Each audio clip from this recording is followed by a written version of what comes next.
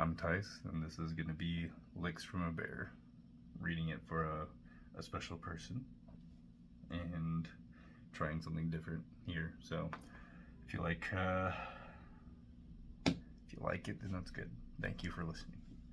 All right, I don't have a mic, so it's going to be, this is a test kind of at the same time, so we'll just find out. So this is Licks from a Bear by Iya. Okay, 10 years ago. August 1st, 2015, 9 a.m. It's been exactly 1 year since Jen left. That means it's been 1 year and 1 day since I was fired. I haven't worked since. I used to like the idea of being on disability, free money, and all the time in the world to spend with her. I guess I didn't think of it that way. She was always ambitious. I shouldn't say was. Every day I see Facebook updates detailing her constant successes. The most recent one was her engagement. I'd never seen her look so happy.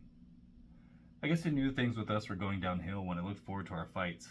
She'd always say something about how I'm so smart, that I was smarter than she, in fact. But I had no ambition. It felt so good to hear someone as brilliant as Jen thought I was smart, even though she yelled at me in frustration.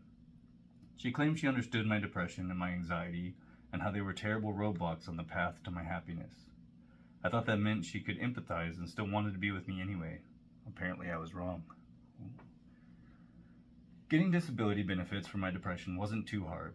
The money isn't great, but it pays the rent and keeps me fed. The only pain is I have to go to therapy every week. I also need to go monthly appointments to pick up my prescriptions to help combat my depression. Oh, my apologies. Depression, anxiety, ADHD. It's also procedural and detached from anything resembling real care. So I'm a lonely, unemployable loser who apparently has this great mind that's utterly useless. But I won't stay like this forever. I've discovered something new. Well, something old, actually. Today begins my new life. The medication never worked. The therapy never worked. The behavior changes never worked. Medicine failed me. Or maybe I failed medicine. Either way, I'm taking control of myself again. I'm not going to be a victim of the barriers my body has put up for me. No more attention problems, no more depression, no more anxiety. For the first time in what may be decades, I'm filled with hope. August 1st, 2015, 3 p.m. All my tools are clean and ready. In about an hour, I'll start. I'll need to keep a pretty comprehensive journal of the procedure to make sure I'm not harming myself. I figure a running account of my experiences will give me the evidence of the positive or negative changes in both my mood and cognitive abilities. August 1st, 2015, 4:05 p.m. After I've traced a dime-sized circle on the upper right part of my forehead, I used an X-Acto knife to carve through the skin. I wasn't prepared for how much this was going to hurt. I stopped a couple times to wipe away the tears so I could see well enough to continue. The skin lifted off from the bone without too much trouble once I'd finished cutting. I flushed it down the toilet. Now I'm waiting for the bleeding to stop. It seems to be slowing already. It's so weird to see my skull exposed like this. I'm going to write a sentence or two before and after each of the next steps so I can get as good as a description as possible if this all works as well as I'm hoping. I opted to use a tiny drill bit over a single large one. A ring of tiny holes is going to take a hell of a lot longer, but I think the need for precision dwarfs time consumption in this case. I'm about to do the first hole. The first hole is done. Imagine the feeling of biting down on a fist-sized piece of temple as hard as you possibly can while your head hums like it's filled with buzzing hornets. The vibration was so excruciating that I'm only now feeling the pain of the drill site itself. I'm going to do the next 10 or so holes now before I lose my nerve. The vibrations became less intense with each hole. The bone pain got much worse though. I've never had migraines, but I assume they must feel something like this. I'm shining a light at the ring of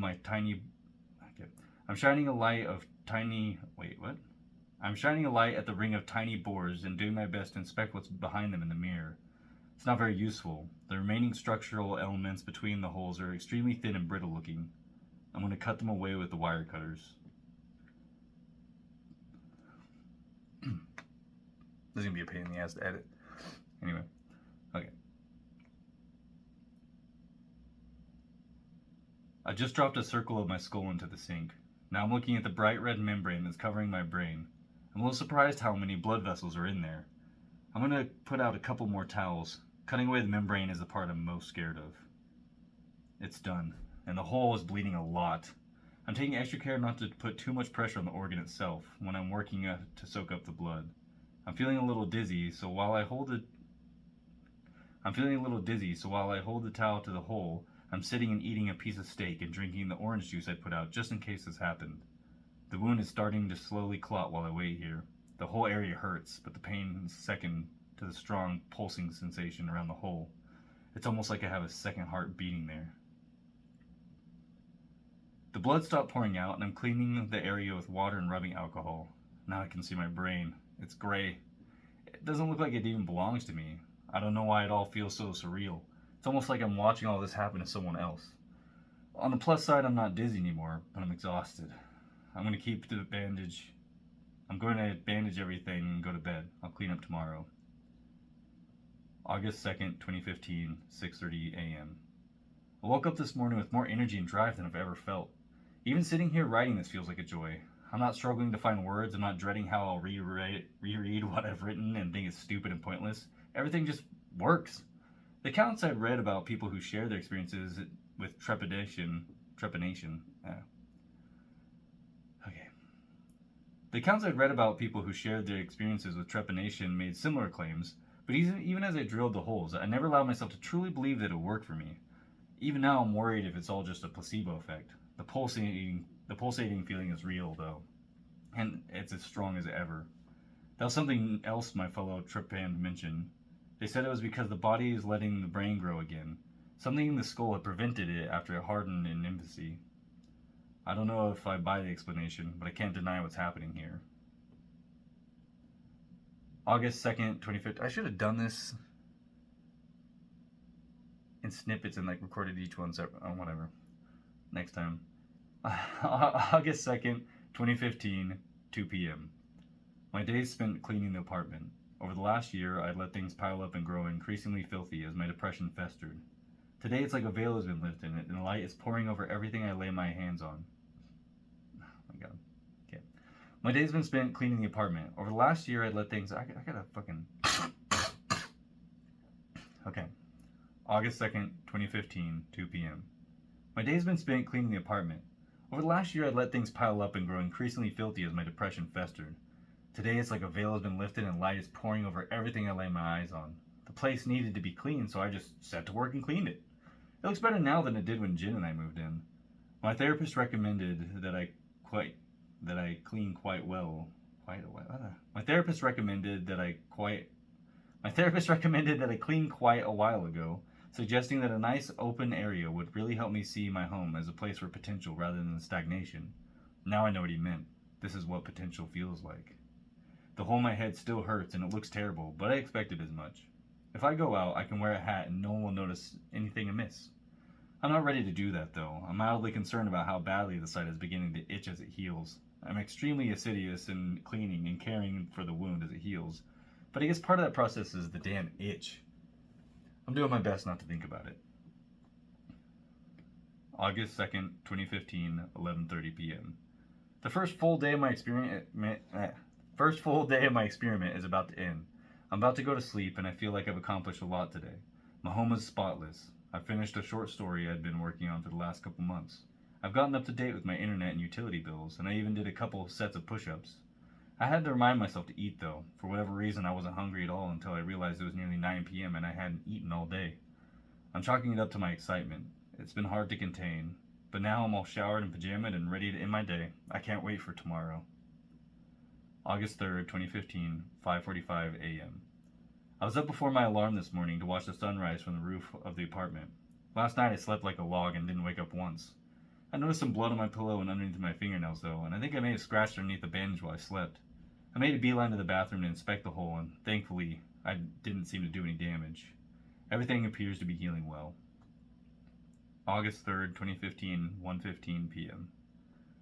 I don't know if it's endorphins wearing off or just an artifact of my depression, but my euphoric feeling has diminished quite a bit since this morning. I'm thinking it might be both. Maybe I need to have a good meal. There should be something in the fridge. August 3rd, 2015, 9 p.m. Whatever I felt this afternoon doesn't seem to have been a fluke. While my mood elevated for a little while after lunch, I was back to near baseline for the rest of the day and evening. The pulsing hole waxes and wanes with my mood, interestingly enough. When I'm happy and ambitious, it pulses a lot. When I'm depressed, it may pulse once every 10 seconds. It may have something to do with my blood pressure, so I'll keep an eye on that. Before bed, I'll do some jumping jacks and see if the pulsing returns. I'm fairly certain a higher pulse rate correlates with a better mindset. Just did the exercise, the pulsing is the same, my heart rate is up, but my mood is still low. I'm going to bed. August 4th, 2015, 11 a.m. I just woke up and I feel terrible. I was scratching the hole again. The pillow is soaked with blood and there are remnants of scabs into my fingernails. Tonight I'll wear gloves. That aside, my mood is still right near where it was before I started this process. I'm worried the surface area of my brain that's exposed isn't large enough to allow long-lasting effects. I don't trust myself to widen the hole that's already there, but I'm prepared to do another one an inch or so away. August 4th, 2015, 12:30 p.m. There was a problem with the second hole. I did everything just like the last time, but on the last tiny borehole, a crack formed between the skull, between the original hole and the new site. I had to peel back the skin I'd left to make sure, but it was definitely there. I was forced to decide whether or not I should leave the broken piece, and I opted against it. Now I have an oval that's about 3 inches long and 1 inch wide. Removing the membrane from this part was difficult, and I had a minor issue with the blade slipping deeper than I had wanted. Thankfully, the brain has no pain receptors. It couldn't have gone more than half an inch inside, and nothing weird happened to my body, so I lucked out and hit part of the 90% they say we don't use. I know people are saying that's a myth, but with what just happened to me, there must be some truth to it. August 5th, 2015, 8 a.m. No scratching overnight. The pulsing is there, but it's nowhere near as strong as it was the first time. My mood is still low. I have to be honest with myself here. I feel like a failure. This whole experiment is another example of me setting out to do something with good intentions and having it all blow up in my face. But I'm not going to be defeated by it. In the past, I would have stopped, Jim would have started to fight with me, and I just added to the never-ending cascade of fuck-ups that form my identity. Not this time, though. The increase in my ambition from this treatment must still be going strong, because I'm determined to see it all through. Hi, Tice. August 5th, 2015, 8 p.m. There are 4 more holes in my head. I didn't think I'd be able to do it. Towards the end of the last one, I almost passed out. I'm glad I had the foresight to keep a few sugar packets nearby so I could regain the strength to finish up. Besides the issue with my dizziness, these 4 went better than the prior 2. I used the left and right sides of my head this time, right above my ears. The skull was far thinner on my forehead, so the vibration of the drill wasn't as excruciating. The blood loss was significantly greater, though, which explains the desire to pass out. I have hand towels wrapped around my head so I won't get blood all over the place. Lucky for me, I'm a pretty quick clotter. That's a funny word, clotter. August 6, 2015, 6:10 a.m. I slept sitting up and awoke to major pulsing.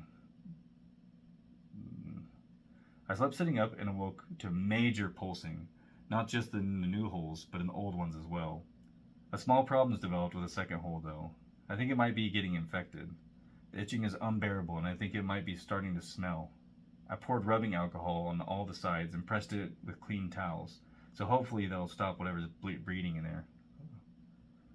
Oh, gross. Okay. Cut that out. My mood was pretty high, still not as good as the first day, but much better than the days after. I've been thinking about Jen a lot. We had so many things in common. We loved talking about animals and used to go off on tangents where we discuss all the exotic ones we'd have when we were rich. Her favorite ones were rhinos. Mine were hippos. I used to tell her about the lake we'd have in our backyard where my pygmy hippo would play with her baby rhino. After they'd gotten tired out, we'd invite them up to the patio where they'd curl up next to each other while we gazed adoringly at them and each other. Wonder how she'd feel knowing I'd been doing all this work to better myself. She'd probably tell me to do more. August 7th, 2015, 12:35 p.m. I did more. All day yesterday. I drilled and cut and pulled and peeled. I feel like I can take on the world. It's almost like that one time I did cocaine in college, but the effect has lasted far longer. I'll update again today if I have to, but for now I'm going to work on some of my stories. August 9th, 2015, 9 a.m. Where have I been? Wait, okay. Where have I been? Writing. Since the other day, I've gotten down 100 pages of a story I never even knew I had in me. Reading it over is like looking over the work of someone else, so I'm far, far better. A stranger, I guess.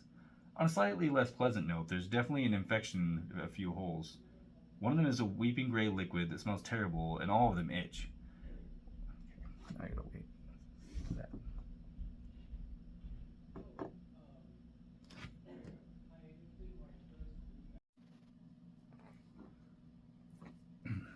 Try it again. Okay.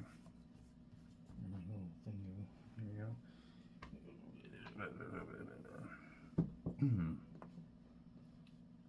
Like that. All right. Why not? August 10th, 2015, 7:40 a.m. I scratched in my sleep. I don't know what else to say other than it was bad. It was hard to tell from what I see in the mirror, but I might have damaged some of my brain and the holes in my forehead and left side. A small piece is hanging by a thread, and it looks like a tiny blood vessel. I tried to tuck it back under the lip of the skull, but I had to press pretty hard to do it, and I'm worried I messed it up even worse. At least I saw a bear today. August 15th, 2015, 4:15 p.m. More holes for me. Shaved my head. No more hair. Lots more holes. Remember those wiffle balls when we were kids? One day I'll tell Jen how I thought my head looked like a wiffle ball. She always liked baseball and playing with my hair. My head infection is getting real bad before the bear came. Now he licks my head while I sleep and keeps the gross stuff out. Jen loves bears. Bears and rhinos. Every morning I have to clean under my fingernails a lot. Petting the bear gets them real dirty. It's nice the bear shaved when I did, so I didn't have to feel like the odd man out. Those pulses in my head are nice and strong all the time. Feels good. The bear licks me a lot when I sleep. August 16, 2015, 5,000. Scratch the bear by his ears and he licks lots and lots. Lots of licks means a lot less itching. Jen would scratch my back when it was itchy. One time she saw me trying to scratch between my shoulders using the door frame. She called me a bear because that's what bears do when their back itches. 60 holes going to cut out the spaces between. Make my bear proud if Jen can't be. Okay, well, this is the wrap up, I guess, for this. I haven't done this. My phone is the only camera I have, really, but it died while I was recording initially, so I had to. Now it's charging, but it's flipped, so it looks different. If you wonder why the perspective changed, if anyone likes this, let me know. I can do more of these. I'm intending to do a couple creepypasta type reads for a special person, my special person. Outside of that, I might do some vlog stuff, maybe. I'd like to get into doing videos more. I just can never decide what I want to do, you know. I'd like to just talk about different topics, do a podcast type thing would be cool. Art is my main thing, but no one cares about my drawings on there, so I'll probably do maybe a vlog type thing talking about my tattoo experience so far, starting an apprenticeship, so that's pretty cool. Anyway, I like to keep it to a minimum here right now, since this is the main purpose of this. If you enjoyed this in any way, let me know, and I will catch you later, buddy. Bye.